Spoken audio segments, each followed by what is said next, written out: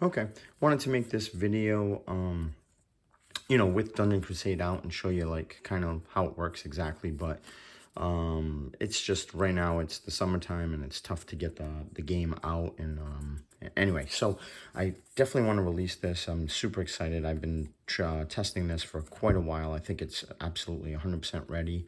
Of course, like everything, the more I play it and the more I play, I might adjust a few things, but right now I think this is perfect. So what I created was, as you know, the mining system is super, super important in Dungeon Crusade.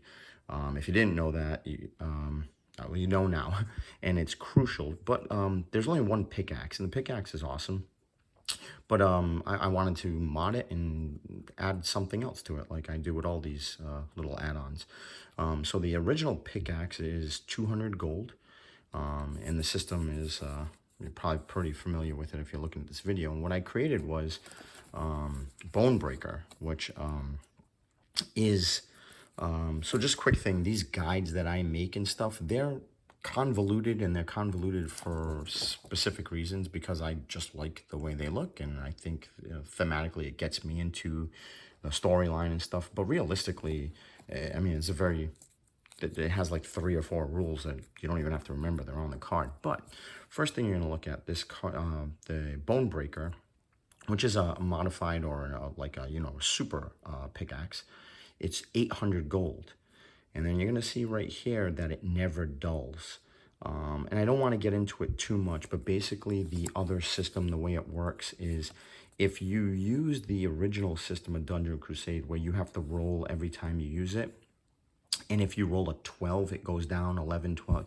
I do the opposite. If it's not a 12, it goes down. So in other words, the axe, because mining is so OP and important, if you do it with the original rules, to be honest with you, I don't like them at all, because I'll tell you right now, I've never ever dulled my axe. With the system that I modded, it's literally the inverse. So if you don't roll a 12, you go down. If you don't roll 11 or 12, you go down. It works perfect. You still don't dull the axe that much, if once a game, if that, and it's only $100 to resharpen it. Anyway, if you're using that system, the never dulls is pretty cool. If you're using the original system, it never dulls anyway, so it's kind of pointless. With that said, Bonebreaker, the other thing is this is not available in the beginning of the game. If you look close here, it's only available after a guardian is killed. So what happens is when you kill your first guardian of the game, whenever it is, level, well, actually it has to be level 1 unless you're modding and doing a couple variants. But once you kill a guardian, this becomes available. There is only one in the game. Of course, you can do anything you want in Dungeon Crusade. You can print this out and make 3, 4, 5, whatever you want. But it was designed to be only one. And over here, now here's the meat and potatoes of the actual Bonebreaker. Instead of rolling once, you roll twice, and you add up the numbers. I should have add up the results, but it's in here. I'm pretty sure, twice, and roll the mining dice twice and use the better. Yeah, see, actually, this is already kind of weird, but maybe I'll fix this. But it should be added. So anyway, you're adding the dice. So you roll the D3 twice. It's a 2, and then it's a 1. You add them up, and it ends up being a total 3. So you're going to get a lot more gems. Now here, the reason why I put roll twice and not just use a D6 is because, spoiler alert, I know Roger doesn't like to do spoiler alerts, but I'll just let you know. There is an event in the game that changes mining, and instead of mining rolling a D3, you roll a D6. Yes, if you roll a D6 with the Bonebreaker, you will roll it twice and add the results. So no joke, you could pull 12 gems. The other thing is this is only one action. So it costs one action, which is the same as mining, but here's the kicker.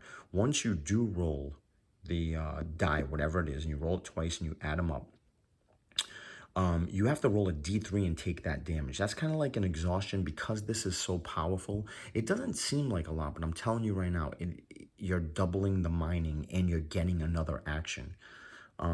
So you roll a D3, you take the damage, and then over there it says use once per turn. Yeah, you do have to exhaust this.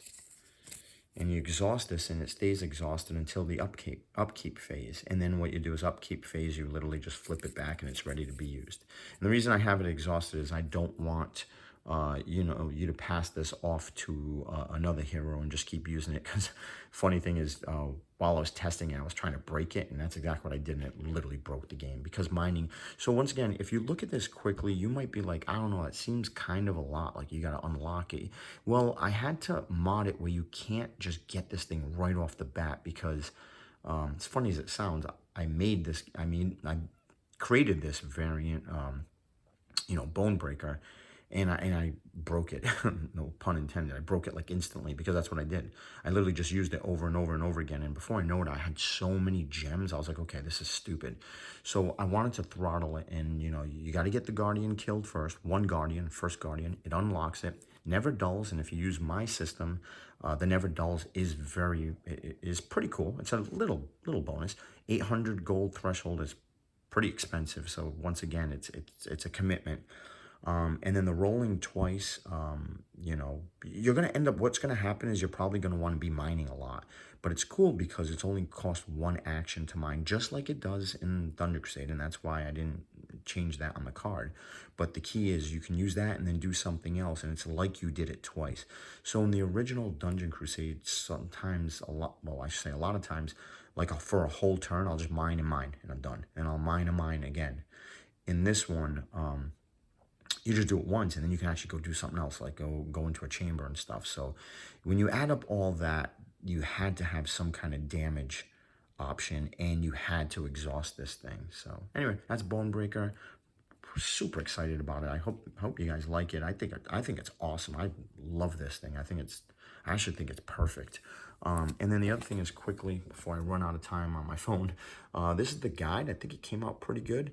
I might have to mod it a little bit because right there I'm just looking at it and the wording might be a little weird. I want to make it just a little bit cleaner, but it's cool. I put a little bit of lore in there, wrote some of that stuff.